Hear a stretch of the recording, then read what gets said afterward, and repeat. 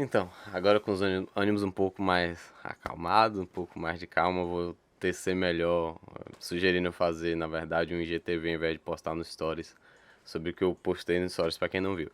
Basicamente, hoje de manhã nós acordamos com a notícia de que tinha se decretado uma medida provisória do governo federal de que as empresas teriam autorização para suspender, caso necessário, por até 4 meses, o pagamento de salários dos seus funcionários. Obviamente, a medida provisória não trata só disso, ele também trata de outras questões, como a possibilidade de negociação justamente dos salários durante o período de quarentena, né? Durante esse período todo mundo vai ficar em casa, em que a atividade econômica não vai estar no seu auge, assim, digamos, né? Já não estava muito bem, a produtividade estava em queda, a economia não estava crescendo e aí vem essa situação para bagunçar tudo. Diante dos fatos, né, no que tem até agora, eu tenho que ser bem sincero, na verdade, eu acho que algumas pessoas, inclusive, podem até ter interpretado errado o vídeo que eu fiz, em que eu estaria criticando a medida provisória em si. Eu não estou criticando a medida provisória assim.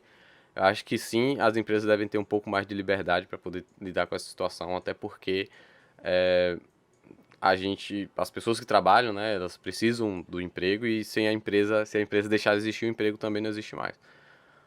Porém, se a gente deixar de lado toda essa parte que classifica, né, tipo em classe, né, a gente está separando trabalhador e empresário, a gente tem que, na verdade, levar o aspecto macroeconômico e como um todo, a gente tem que levar tudo em consideração. Quando eu falo levar tudo em consideração, eu falo que é o seguinte: nós estamos passando por um período em que os dois agentes econômicos estão passando por dificuldades. Então a gente tem tanto as empresas tendo que lidar com baixa produtividade, baixa capacidade produtiva, seja por questão de portos fechados e não entra insumo, seja porque tem trabalhador que não está podendo trabalhar por conta do coronavírus. A gente também tem a questão da outra parte da economia, que não existe uma economia só de firma, que são os consumidores. E essa medida provisória ela não resolve o problema de manter o consumo ocorrendo, de manter a economia aquecida durante o processo de quarentena. E isso pode vir a ser problemático no futuro. Isso já seria problemático no futuro se o governo não tivesse feito absolutamente nada. Só que o governo resolveu quando o governo finalmente resolveu fazer alguma coisa, quando o governo finalmente resolveu fazer alguma coisa, ele só tendeu extremamente para um único lado da balança, o que é problemático é quando a gente se trata de relações econômicas, de mercado, a gente precisa que a balança esteja equilibrada. Então a gente não pode simplesmente sair concedendo um monte de isenção e de regalia para as empresas e para os empresários e a gente não pode fazer nada a respeito do consumidor. E olha que eu não tô falando como. Eu não tô falando tipo empresário trabalhador, tô falando em firma consumidor. Do ponto de vista da questão firma consumidor, só salvar as firmas não resolve o problema. Você garante a sobrevivência das firmas. Firma que não tem caixa para poder operar em negativo vai conseguir sobreviver, graças às isenções, graças às possibilidades de negociação contratual, de salário, né? Mas passado o período do coronavírus, não vai ter mais essa muleta para as firmas. Então, assim, digamos que essas muletas sejam válidas só durante o período em que está decretada a pandemia. Se foi suspenso o status de pandemia, será suspensa essas isenções e incentivos. Passado o suspenso o estado de pandemia, suspensas as isenções, suspensos os incentivos, aí a gente entra em outro problema. A economia vai ter que se reestruturar para poder voltar a aquecer, para poder voltar a funcionar em sua capacidade produtiva regular, que estava antes da pandemia. Mas a economia funciona assim: alguém vende, alguém compra. Seja bens, serviços, alguém vende, alguém compra. Quem compra não está tendo renda.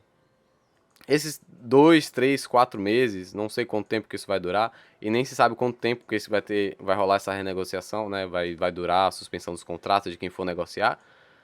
Vai afetar retroativamente, vai ter um efeito proativo do retroativo. Então, as pessoas que passaram 2 ou 3 meses sem receber seus salários integrais vão focar no essencial, na sua sobrevivência. Vão focar em pagar seus aluguéis, focar em pagar suas contas de água, de luz e sua alimentação.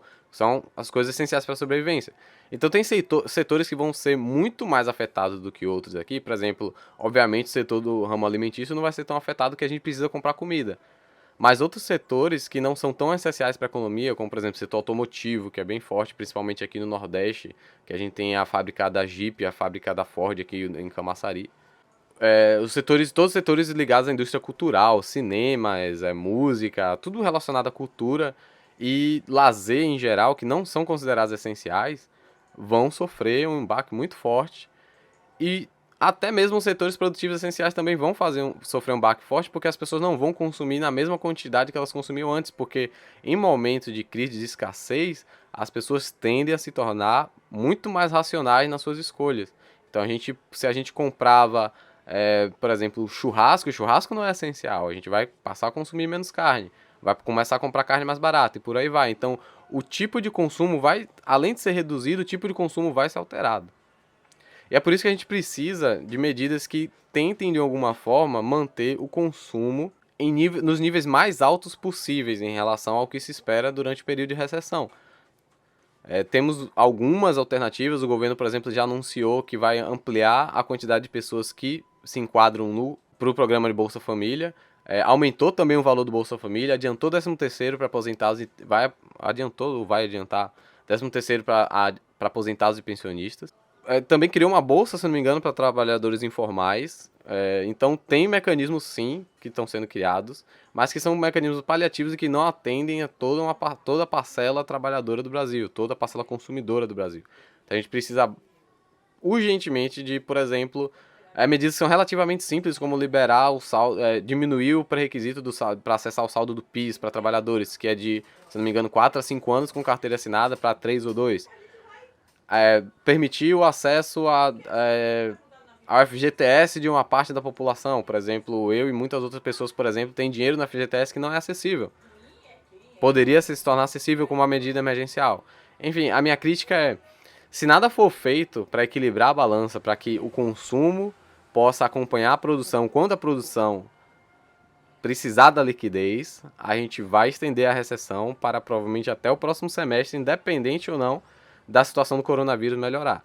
Então, a crítica não é a medida que foi tomada. A crítica é que a medida da forma que foi tomada está incompleta e não abrange a situação como um todo. Então é basicamente isso. Agora acho que está um pouco mais explicado. Provavelmente algumas pessoas devem ter interpretado errado. Teve gente que veio comentar, obviamente, em tom de piada, porque é uma pessoa que me conhece, que eu estava parecendo um sindicalista falando. Então, só para deixar a situação esclarecida aí, a gente precisa de alguma coisa ser feito. A gente tem até o fim do dia aí, né? O Congresso também pode, obviamente, revogar, o que eu não sei até que ponto seria bom, né? Porque desgasta o capital político do presidente, que já não tá tão legal. Então vamos ver o que é que vai acontecer aí, né? Então é isso aí. Fiquem em casa, pelo amor de Deus.